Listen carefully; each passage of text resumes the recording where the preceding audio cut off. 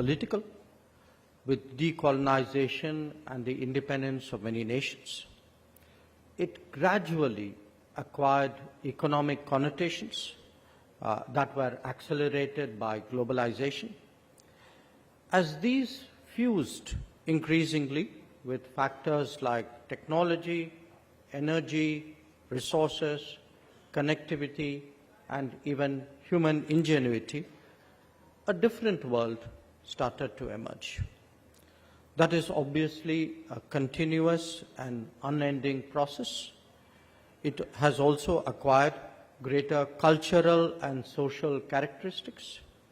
Indeed, that the G20 was established is itself an acknowledgement of that direction. Now, it is, however, an undeniable reality that the international system remains dominated by the global north. This is naturally reflected in the composition of the G20 as well. Perhaps this mattered less when the globalization process appeared to offer more opportunities, but as its inequities and unevenness became more apparent, and then as we saw the COVID pandemic take a horrific toll across the world, the need to focus on developing countries has become more compelling. If that was not enough, the consequences of the Ukraine conflict for global food, energy, and fertilizer security has added to complexities. And obviously, trade disruptions, high interest rates, and climate events, increasing climate events, have contributed additional factors of stress. The current focus on the global south emanates from the conviction that these are countries that are truly deserving of special care. But equally, these are also societies under exceptional stress, which, if left unaddressed, would become a serious drag on the world economy. Remember, globalization cuts both ways. Till now, the discourse has largely focused on its optimistic facets, but do consider what the implications are for all of us, north or south, of slowdowns in nutrition, in health, in education, in employment, or even in security.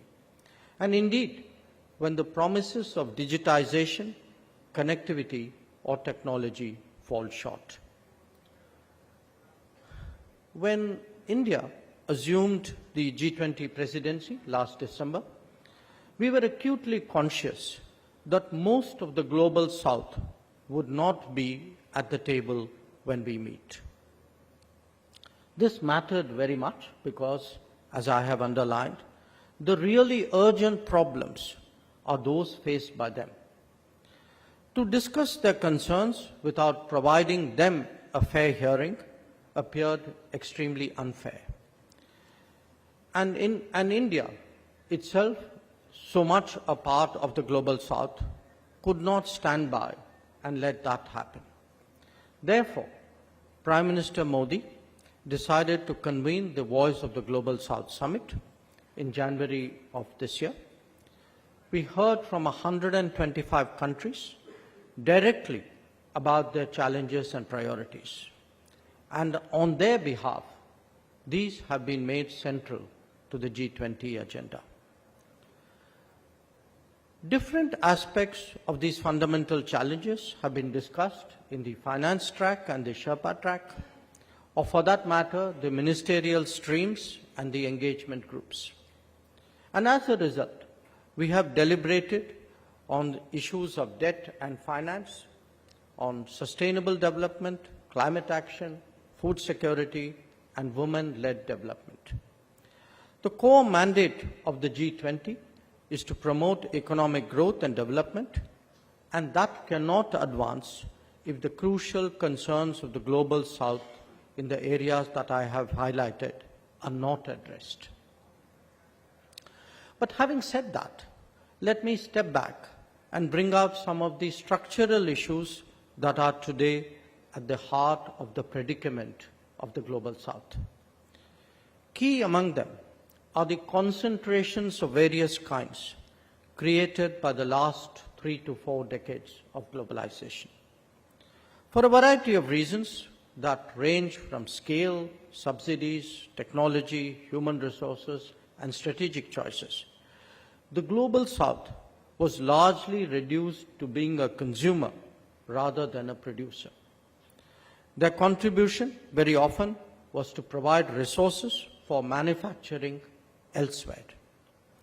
They not only did not reap the full benefits of economic change, but often ended up saddled with unviable debts emanating from opaque initiatives.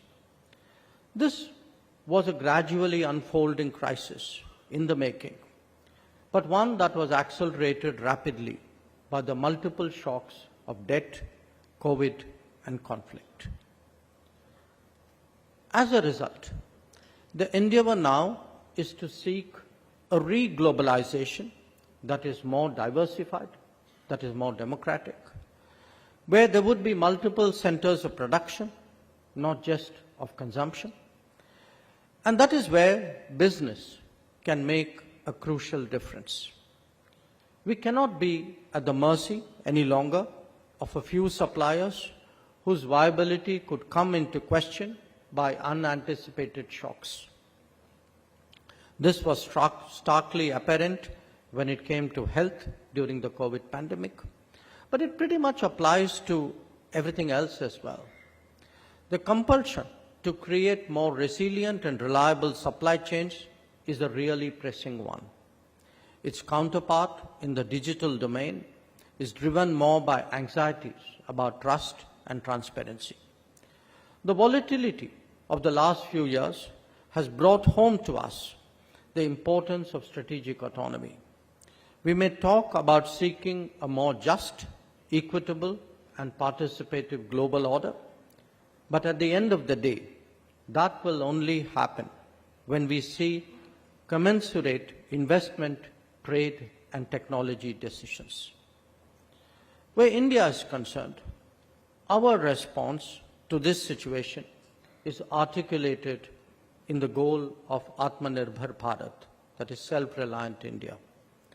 At its core is the Make in India initiative, one that would not only focus on our own needs, but those of others as well.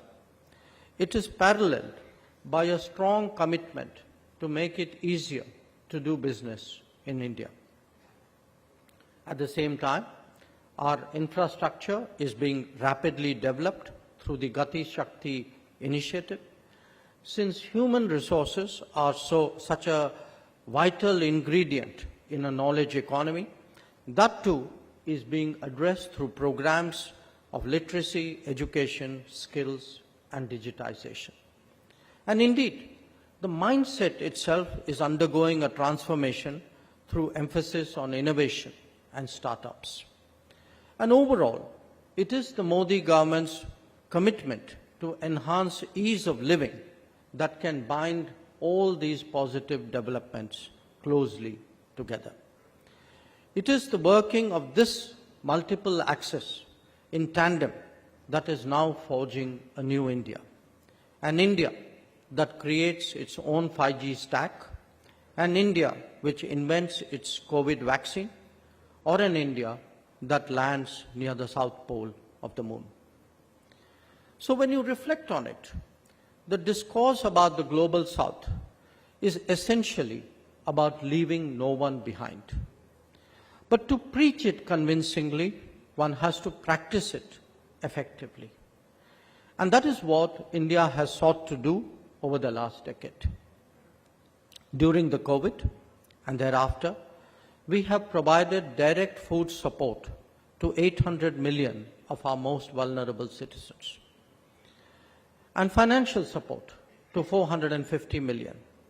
The government's housing program has benefited about 150 million of our citizens to date, and it is growing.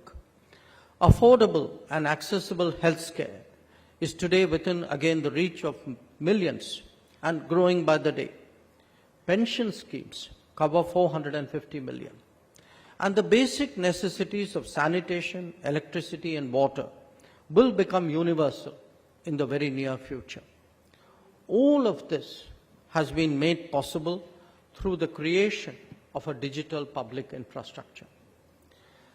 Now, I can share a similar story when it comes to the deployment of renewables, to energy efficiency practices, or to the creation of green infrastructure.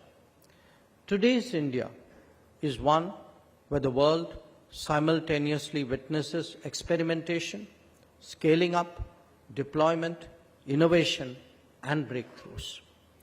And I stress these developments not only because they solve 1/6 of the world's problems by themselves, but because they provide replicable models for the rest of the global South. So, how has India walked the talk when it comes to the global South? Stress situations normally provide a good indicator of intent and behavior. During the COVID, made in India vaccines were sent out to about 100 countries, and 150 nations imported medicines during this period from the pharmacy of the world. Our own development partnerships have grown very significantly over the last decade, and they extend now to 78 nations across many geographies. 600 projects delivered or under execution are a testimony of our goodwill as much as of our capability. Believing that capacity building is central to global development, we have provided training to 200,000 nationals of more than 160 countries. And our approach is guided by the Kampala principles enunciated by Prime Minister Modi in 2018, which in essence said that the priority of our partners will be the determining criteria. In all of this, India has also been a source of ideas and initiatives focused on the welfare and advancement of the global South. It could be the International Solar Alliance or the Coalition for Disaster Resilient Infrastructure, or for that matter, the One Sun, One World, One Grid, or the One Earth, One Health, or indeed the International Year of Millets, or the Infrastructure for Resilient Island States. We have also stepped forward as a first responder in disaster, emergency, and conflict situations, ranging from Fiji and Myanmar to Mozambique, Yemen, and Turkey. Emerging World 2.0 is one with more engines of growth, a fairer distribution of the benefits of globalization, and greater resources devoted to attaining sustainable development goals and promoting climate action and climate justice.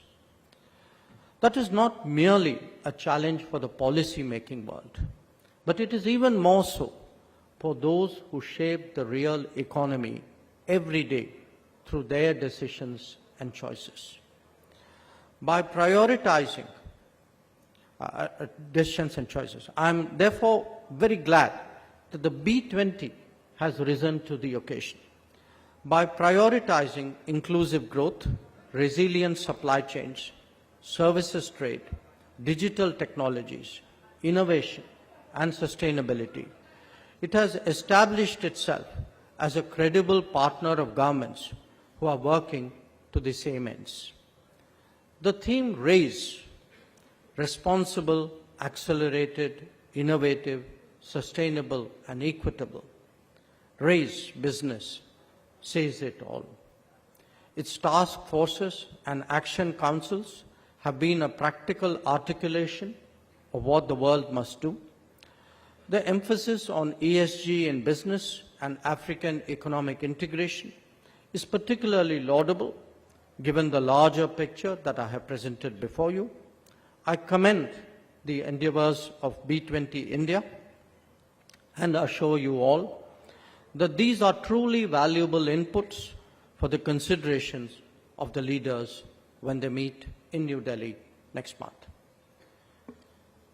So, ladies and gentlemen, let me conclude by underlining that our expectation is that the forthcoming G20 Summit will provide the inspiration and directions for all stakeholders to move in unison to build a better world. Progress and prosperity can only be lasting when they are shared both within societies and between them. I thank you